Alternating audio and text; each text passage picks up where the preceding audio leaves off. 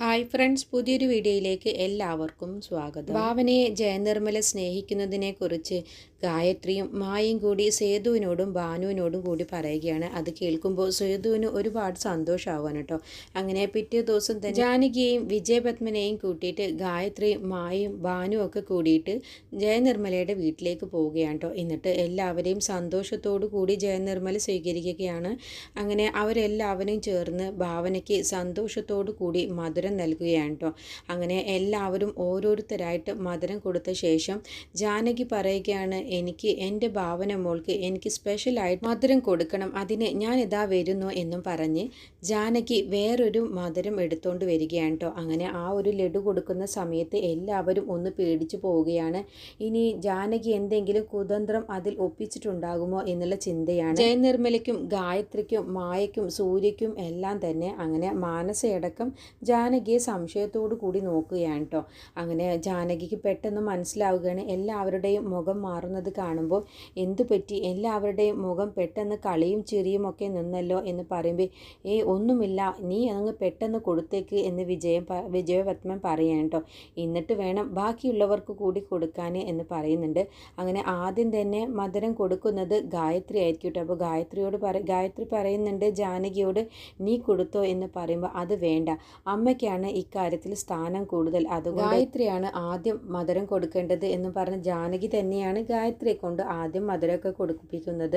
അങ്ങനെ ജാനകി മധുരം കൊടുക്കാൻ വേണ്ടി നിൽക്കുന്ന സമയത്ത് എല്ലാവരും സംശയത്തോടു കൂടി നോക്കുമ്പോൾ ജാനകിക്ക് കാര്യം മനസ്സിലാവുകയാണ്. അങ്ങനെ വിജയപത്മ പറയാണ്, നീ കൊടുക്ക് ജാനകി എന്ന് പറയുമ്പോൾ ഞാൻ പെട്ടെന്ന് പപ്പേട്ട, ഞാൻ പഴയ എൻ്റെ സ്വഭാവമാണ് എന്ന് എല്ലാവരും ഒന്ന് തെറ്റിദ്ധരിച്ചിട്ടുണ്ടാവും, അതുകൊണ്ടാണ് എല്ലാവരുടെയും മുഖം ഒന്ന് മാറിയത്, അതുകൊണ്ട് ഞാൻ തന്നെ ആദ്യം കഴിച്ച് കാണിച്ചു തരാമെന്ന് പറയട്ടോ. അപ്പോൾ ജാനകിയുടെ ആ ഒരു മുഖത്തിലുള്ള സങ്കടവും കാര്യങ്ങളൊക്കെ കാണുമ്പോൾ ഭാവനയ്ക്ക് വിഷമാവുകയാണ്. അങ്ങനെ ഭാവന പറയണ്, വല്യമ്മയൊന്നും ആദ്യം കഴിക്കേണ്ട എന്നും പറഞ്ഞിട്ട് ജാനകി കഴിക്കാൻ വേണ്ടി നിൽക്കും. പെട്ടെന്ന് ഭാവന തടയുകയാണ്.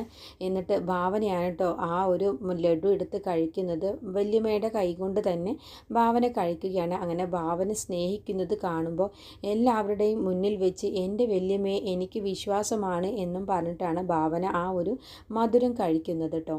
അപ്പോൾ ഭാവന ഇങ്ങനെയൊരു കാര്യം എല്ലാവരുടെയും മുന്നിൽ വെച്ച് ചെയ്യുന്നത് കാണുമ്പോൾ ജാനകിക്ക് ഒരുപാട് സന്തോഷമാവുകയാണ്. ജാനകി ഭാവനയെ അങ്ങ് കെട്ടിപ്പിടിക്കുകയാണ് കേട്ടോ. എന്നിട്ട് ഭാവനയുടെ കവിളിൽ അങ്ങ് ഉമ്മ ഒക്കെ വെക്കുകയാണ്. എന്നിട്ട് പറയുകയാണ്, മോളെ പോലെ ഈ ലോകത്ത് ആർക്കും ആവാൻ കഴിയില്ല എന്നും പറഞ്ഞിട്ടാണ് കേട്ടോ ഭാവനയെ ജാനകി ഉമ്മയൊക്കെ വെക്കുന്നത്. എന്നിട്ട് കരഞ്ഞുകൊണ്ടാണ് ജാനകി പറയുന്നത്, ഭാവന മോളുടെ മനസ്സിൻ്റെ ഗുണമാണ് നിൻ്റെ എല്ലാ പ്രത്യേകതയും എന്നൊക്കെ പറഞ്ഞിട്ടാണ് കേട്ടോ ഭാവനയെ ചേർത്ത് പിടിച്ച് എല്ലാവരുടെയും മുന്നിൽ വെച്ച് ഭാവനയെ ചേർത്ത് പിടിച്ച് ജാനകി കെട്ടിപ്പിടിച്ച് ഉമ്മയൊക്കെ വെക്കുന്നത്.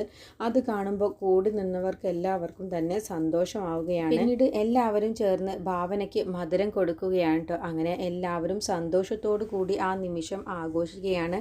അങ്ങനെ ജയനിർമ്മല എല്ലാവരുടെയും മുന്നിൽ വെച്ച് പറയുകയാണ്, ഇത്തവണത്തെ ഓണം നമുക്ക് ഭാവന മോളുടെ വീട്ടിൽ വെച്ച് ആഘോഷിക്കാം. ഭാവനയുടെയും സൂര്യയുടെയും കല്യാണം കഴിഞ്ഞിട്ട് വരുന്ന ആദ്യത്തെ ഓണമല്ലേ, അത് ഭാവനയുടെ വീട്ടിൽ വെച്ച് ആഘോഷിക്കാം എന്ന് കേട്ടതോടുകൂടി കൂടി നിന്ന എല്ലാവർക്കും സന്തോഷമാവാണ് കേട്ടോ. അപ്പോൾ മായൊക്കെ പറയുന്നുണ്ട്, ആൻറ്റി ഞങ്ങൾക്ക് തരാൻ പറ്റുന്ന ഏറ്റവും വലിയ സമ്മാനമാണ് ഇപ്പോൾ പറഞ്ഞത്, അതുകൊണ്ട് ഞങ്ങൾക്ക് വലിയ സന്തോഷം തന്നെയാണ്. എല്ലാവരും കൂടിയിട്ട് ഭാവനയുടെ വീട്ടിൽ വെച്ച് ഓണം ആഘോഷിക്കാം എന്നുള്ള തീരുമാനം എടുക്കുകയാണ്. അപ്പോൾ ജയനിർമ്മല പറയുന്നുണ്ട്, ഞാൻ ഇക്കാര്യം ദേവേട്ടനോടോ സൂര്യയോടോ സംസാരിച്ചിട്ടുണ്ടായിരുന്നില്ല, ഞാൻ ഇപ്പോൾ എടുത്ത തീരുമാനമാണ് എന്ന് പറയുമ്പോൾ അല്ലെങ്കിലും അമ്മ പെട്ടെന്നാണ് ഓരോ തീരുമാനങ്ങൾ എടുക്കാറുള്ളത് എന്ന് സൂര്യ പറയാം കേട്ടോ. അങ്ങനെ ഈ ഒരു തീരുമാനം വളരെ നല്ലത് തന്നെയാണ് ജയെ എന്ന് ജാനകിയും കൂടി പറയുകയാണ് കേട്ടോ. അങ്ങനെ അവരെല്ലാവരും കൂടി ആ സന്തോഷ നിമിഷം ആഘോഷിക്കുകയാണ്. പിന്നീട് ജയനിർമ്മലയ്ക്ക് പെട്ടെന്ന് തലവേദന വരികയാണ് കേട്ടോ. അങ്ങനെ റൂമിൽ പോയ ശേഷം ജയനിർമ്മല ടാബ്ലറ്റ് എടുത്ത് കഴിക്കുകയാണ്. ആ സമയത്താണ് ഭാവന അവിടേക്ക് വരുന്നത്. അങ്ങനെ ഭാവനയോട് ചോദിക്കുകയാണ്, വന്നവർ എല്ലാവരും പോയോ ഭാവന എന്ന് ചോദിക്കുമ്പോൾ അവരെല്ലാവരും പോയി, ആൻറ്റിയെ വിളിക്കാതിരുന്നത് ആൻറ്റി കിടന്നുറങ്ങുകയായിരിക്കും എന്ന് കരുതിയിട്ടാണ് തന്നെയാണ് എന്ന് പറയാട്ടോ. അപ്പോൾ എനിക്ക് എന്താണെന്നറിയില്ല, പെട്ടെന്നൊരു തലവേദന വന്നു, അപ്പോൾ ഞാനൊന്ന് മയങ്ങിയതാണ് എന്ന് പറയണേ. എന്താ ഇപ്പോൾ പെട്ടെന്നൊരു തലവേദന വരാൻ എന്നും പറഞ്ഞ് ഭാവന ജയനിർമ്മലയെ അവിടെ ഇരുത്തിയ ശേഷം ഭാവന തന്നെ നന്നായിട്ട് തന്നെ പരിശോധിക്കുകയാണ് കേട്ടോ. കണ്ണും കയ്യും ഒക്കെ ഒന്ന് പിടിച്ച് നോക്കുകയാണ്. എന്നിട്ട് ചോദിക്കുന്നുണ്ട്, ഡോക്ടറുടെ അടുത്തേക്ക് പോവണോ എന്ന് ചോദിക്കുക. അതിൻ്റെ ഒന്നും ആവശ്യമില്ല, എന്നാൽ ആൻറ്റി ഇന്ന് കൂടുതൽ സംസാരിച്ചില്ലേ, അതിൻ്റെതായിരിക്കും എന്ന് പറയുമ്പോൾ അത് തന്നെയാണ് എനിക്കും തോന്നുന്നത്. ഞാൻ ഇന്ന് പതിവിലും കൂടുതൽ സംസാരിച്ചല്ലോ, അതായിരിക്കും എന്ന് ജയനിർമ്മലയും പറയുകയാണ് കേട്ടോ. എന്നിട്ട് പറയുകയാണ്, കുടുംബങ്ങൾ വരുന്നതും പോകുന്നതും അതൊരു സന്തോഷം തന്നെയാണ് ഭാവന. ഇന്നത്തെ ദിവസം അത്രയ്ക്കധികം സന്തോഷമായിരുന്നു എന്നൊക്കെ ഭാവനയോട് പറയുകയാണ്.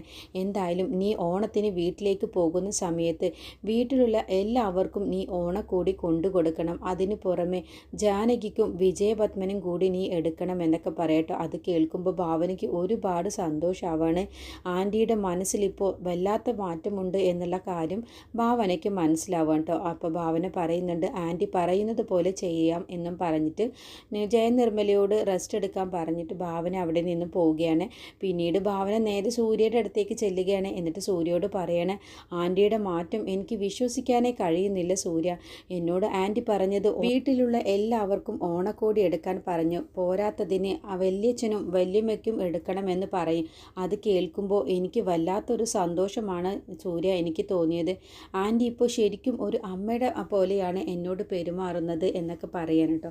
അങ്ങനെ സൂര്യയ്ക്കും അത് കേൾക്കുമ്പോൾ ഒരുപാട് സന്തോഷമാവും. അങ്ങനെ സൂര്യ ഭാവനയോട് പറയുന്നുണ്ട്, എനിക്ക് ഇന്ന് ഇവിടെ ഉണ്ടായ കാര്യങ്ങൾ ഏറ്റവും അത്ഭുതമായത് തോന്നിയത് എന്താണെന്ന് എനിക്ക് പറയാൻ കഴിയുമോ എന്ന് ചോദിക്കുമ്പോൾ, എന്താ പറഞ്ഞാൽ എന്താ എനിക്ക് തരിക, ആദ്യം നീ പറ എന്ന് പറയുമ്പോൾ, എൻ്റെ വല്യച്ഛൻ്റെയും വല്യമ്മയുടെയും മാറ്റമല്ലേ സൂര്യയെ അത്ഭുതപ്പെടുത്തിയത് എന്ന് പറയുമ്പോൾ, അതെ നീ പറഞ്ഞത് ശരി തന്നെയാണ്. എങ്ങനെ നടന്നവരായിരുന്നു, എന്നിട്ട് നിൻ്റെ സ്നേഹം കൊണ്ട് മാത്രമാണ് അവരെ ഇങ്ങനെ മാറ്റിയെടുക്കാൻ കഴിഞ്ഞത്.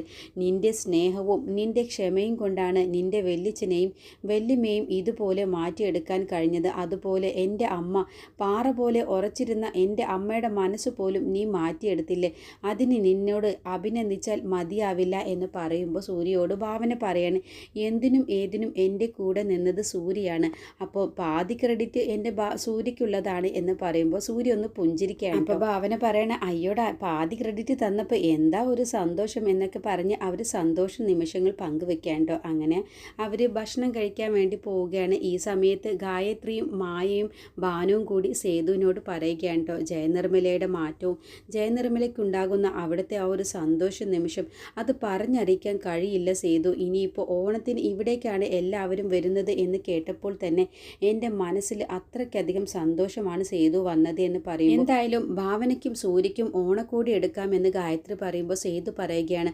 ഓണക്കോടിയിലൊന്നും അല്ലേ അമ്മേ കാര്യം, അവർ വരുന്ന സമയത്ത് അവരെ നല്ലതുപോലെ ക്ഷണിച്ച് അവർക്ക് നല്ലൊരു സദ്യ കൊടുക്കും, അതിലാണ് ഏറ്റവും പ്രാധാന്യമുള്ളത്, അവരെ സ്വീകരിക്കുന്നതിലൊക്കെയാണ്. ഓണക്കോടിയൊക്കെ എടുക്കാം, അതിനൊന്നും ഒരു കുഴപ്പവുമില്ല എന്നൊക്കെ സേതുവും കൂടി പറയുകയാണ്.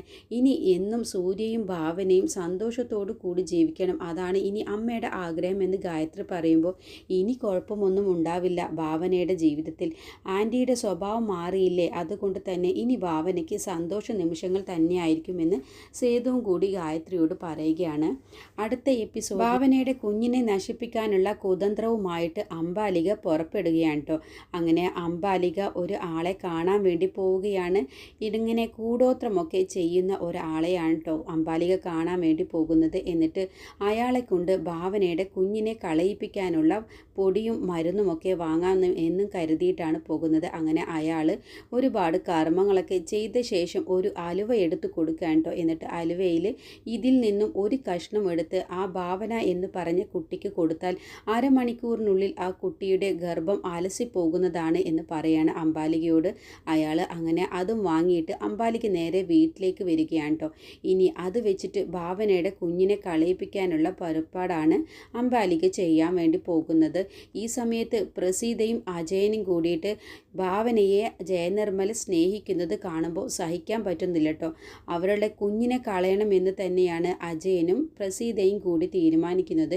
ഇനി അജയനെയും പ്രസീതയും കൂട്ടുപിടിച്ചിട്ടായിരിക്കും അംബാലിക ഇനി ഭാവനയുടെ കുഞ്ഞിനെ കളയിപ്പിക്കാനുള്ള പുറപ്പാടുകൾ ചെയ്യാൻ വേണ്ടി പോകുന്നത്. ഈ സമയത്ത് ഭാവന ജയനിർമ്മലയ്ക്ക് ഓണക്കോടി എടുത്തതൊക്കെ കാണിച്ചു കൊടുക്കുകയാണ് കേട്ടോ. എല്ലാവർക്കുമുള്ള ഓണക്കോടിയൊക്കെ എടുക്കണം എന്ന് ഭാവനയോട് സൂര്യയോടും ജയനിർമ്മല പറഞ്ഞിട്ടുണ്ടാവും ഭാവനയുടെ വീട്ടിലുള്ളവർക്ക്. അപ്പോൾ ആ ഒരു ഡ്രസ്സും കാര്യങ്ങളൊക്കെ തുറന്ന് കാണിച്ചു കൊടുക്കുകയാണ്.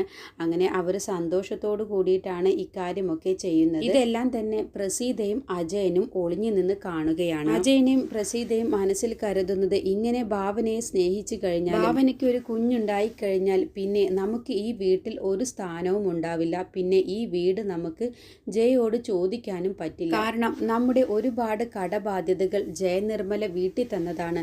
അതും പോരാത്തതിന് ഇനി ഈ വീട് കൂടി ചോദിച്ചാൽ ജയനിർമ്മലയ്ക്ക് എന്തായാലും നമ്മളോട് സ്വാർത്ഥതയുള്ളവരാണെന്ന് മനസ്സിലാവും. അതുകൊണ്ട് ഭാവനയുടെ കുഞ്ഞ് ജനിക്കാതിരിക്കുകയാണ് ഇനി വേണ്ടത് എന്ന് പ്രസീതയും അജയനും കൂടി തീരുമാനിക്കുന്നുണ്ട്.